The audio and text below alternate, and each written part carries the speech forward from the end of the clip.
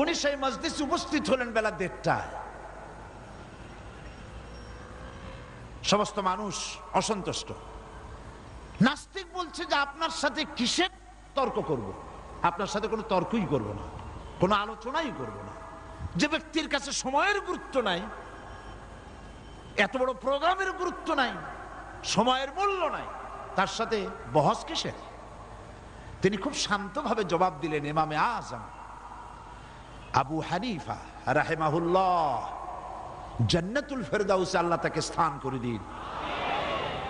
তিনি বললেন, আমারও তো কিছু জবাব থাকতে পারে, তুমি একতরফা অভিযোগ করছো আমার প্রতি।